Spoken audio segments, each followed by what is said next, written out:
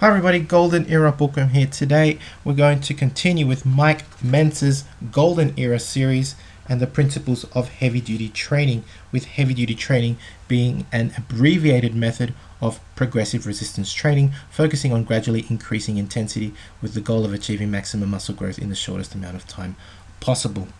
Today's focus is looking at a specialization routine for legs, which are especially useful for people that are lagging in this particular body part. However, one thing I would like to emphasize is, just like Mike Mentzer says, training legs the heavy duty way is really difficult.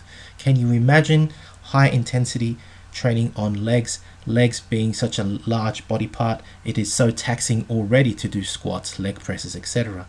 But performing negatives is so dangerous. It is so dangerous with legs, and this is something that we will be addressing today. And Mike Mentzer's recommendations are absolute gold, so I hope you're going to enjoy this video. We start off with this awesome photo of Mike Mentzer post-workout. Look at the sartorius, the thick rope running down from hip down to the inside of his knee.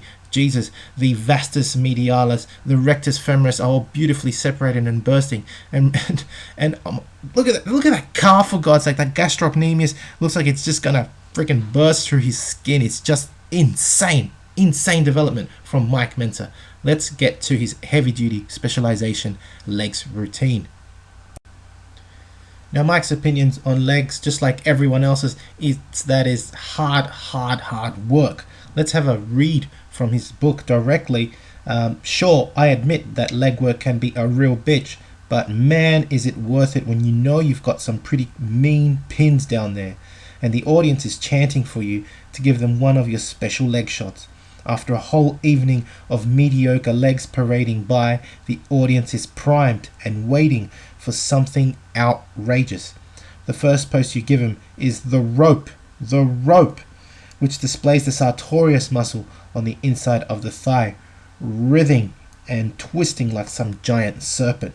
From there on, it's downhill, and you've got them eating out of your hand.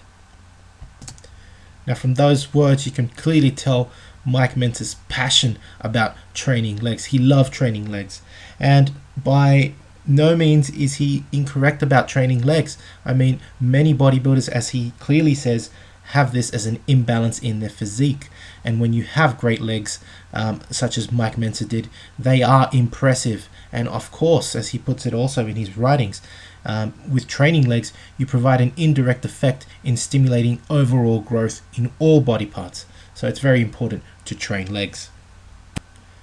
Now, as Mike Mentzer puts it, and everybody knows, leg training is really taxing. Hell, I mean, it's brutally hard, especially when you're doing it the heavy duty training way, which is not easy at all. Of course, with heavy duty training, one needs contraction control and to perform exercises in a slow, deliberate fashion. This makes it absolutely excruciating. 2 seconds on the concentric and 3 seconds on the eccentric, with following that with a focus on training to failure. To failure on legs is very difficult, and we're going to cover that now in the next couple of slides. Now, as I mentioned earlier, training to failure with legs presents a problem, and Mike puts it very well. For example, if you had 400 or 500 pounds on your back in the squat, can you imagine as a partner having to help them bring the weight up on a concentric? That is, of course, very difficult, if not dangerous. And so the performance of negatives only, which is a principal part of heavy duty training, becomes a problem for legs, especially when performing compound barbell exercises, due to the heavy poundage and the danger presented, especially to the workout partner and the person actually training. The solution, as he puts it very beautifully, is something called negative accentuated training. This requires, firstly, the use of machine exercises only. And using these machines, instead of using your 100% 10 rep max, you would only use 70% of that. And the reasoning is very, very genial, I find, of Mike Mentzer. I mean, this guy really thought about all this really well. Why do you only use 70% of your 10 rep max? Well, it's very easy.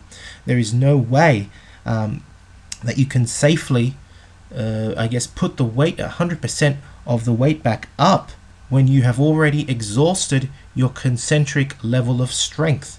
And therefore, by lowering the weight and pushing with both legs up on the concentric, you would then only work the negative one leg at a time. This makes so much sense. Let's have a look at the leg press, for example.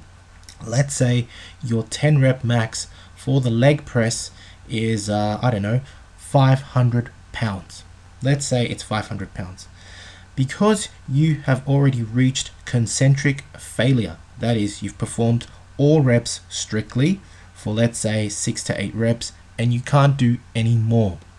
Well, it's very dangerous, for example, to be under a leg press machine, and having a partner to push 500 pounds off your chest is also very dangerous. And so you would strip a few plates off down to 350, 70% of your 10 rep max. Now, or whatever, your 8 rep max in this case. Now you can push that weight because you've stripped off 150 pounds off the leg press stack. You can push that weight off your chest with your 2 legs, and now you will lower the weight with 1 leg only. Then you would push the weight off again with both legs and lower with the opposite leg only, and you would continue to do so until you reach complete failure. A very intelligent way of training negatives in a safer manner. Very smart from Mike Mentzer. Similarly, leg extensions can also be performed in this manner. Negative accentuated training. For example, you would choose your, in this case, let's say you're talking your 100% poundage for your 10 rep max. Let's say it's 100 pounds. You've performed 8 to 10 reps and you've gone to failure. Now you start using negatives. Drop the weight stack down. 70% of 100 is now 70 pounds. You would bring the weight up with both legs and lower the leg extension apparatus with 1 leg only at a time and alternate between legs. Again, negative accentuated training. So here I present the heavy duty specialization routine for legs to be performed twice a week.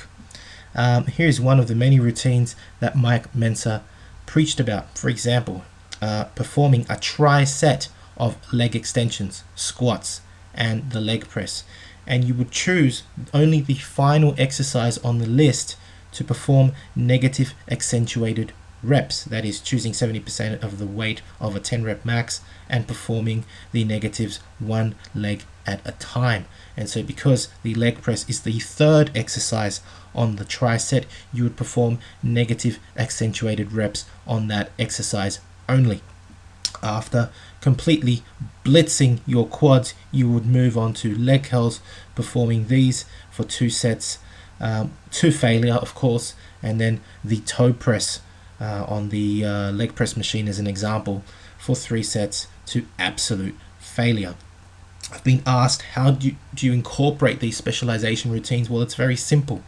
In this respect, Mike Mentzer had a very intelligent method of incorporating specialization routines into your normal program, and in that respect it's actually quite similar to Charles Poliquin. You would maintain the other body parts using a basic protocol.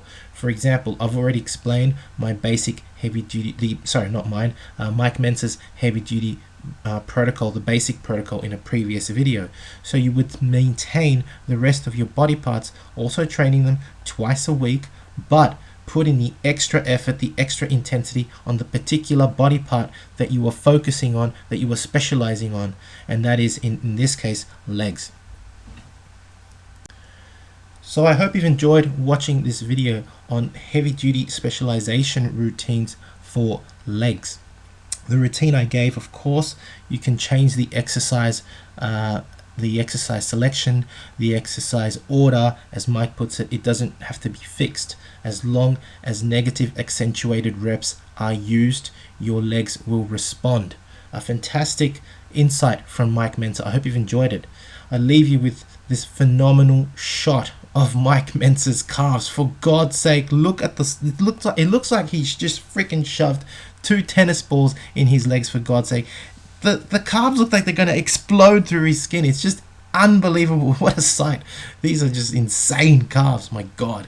I hope you've enjoyed the video. This is the Golden Era Bookworm. If you haven't subscribed yet, please do so. If you've liked the video, please give it a thumbs up. Thank you for watching. Leave me your comments. Are you liking the Mike Mentzer series? If you are, there's more to come. And of course, there's more on Sergio Oliva as well, other Golden Era bodybuilders, and of course, the Silver Era bodybuilders as well. Thanks for watching. This is the Golden Era Bookworm. Bye for now.